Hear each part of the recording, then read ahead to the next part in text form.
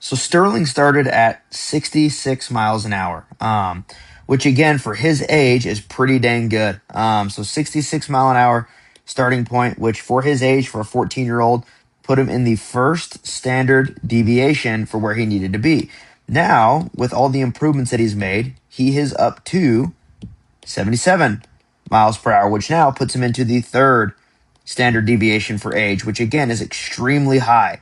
So how we did that was obviously we did our evaluation. So what we found was a majority of his starting velocity came from vertical power as well as horizontal power. So that's looking at our broad jumps, our vertical jumps. And based on that information, what we found out was, yeah, he's a good jumper for his size. He does a pretty good job. So he's already springy. He's already elastic.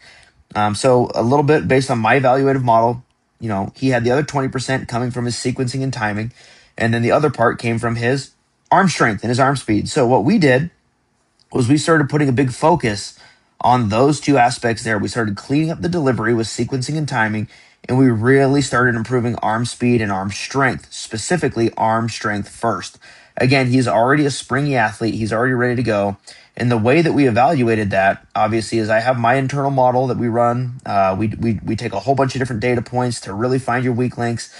But then what we do is we also use a tool called Arm Care. And what we found was he had some imbalances there. He had some weak points there. So we added over 40 pounds of arm strength, which now, we're obviously improving, his horizontal power and his vertical power as well. So these two things, as they improve, and we have the strength to support it, and we improve the movement around there, allows us to fix what's called a kinematic sequence. So what that is our hips rotate and hit peak speed, then our shoulders rotate, hit peak speed, and then our arm rotates and hits peak speed. So what we want to do is be able to maximize all those aspects. So again, through the evaluative process, we were able to really maximize where he's getting his velocity, not only increasing it, but doing it safely. So again, we want to increase velo, but we want to do it safely.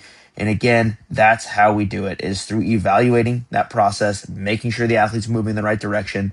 Again, he was already a pretty decent jumper right there. We're seeing that, based on our model, 40% was coming from his vertical jump, 25% of his power was coming from a horizontal, but he was lacking in arm speed and arm strength, and also his sequencing and timing. So we made those improvements to his plan, really focusing on building arm strength and cleaning up that delivery through our drill packages, and we saw a huge improvement.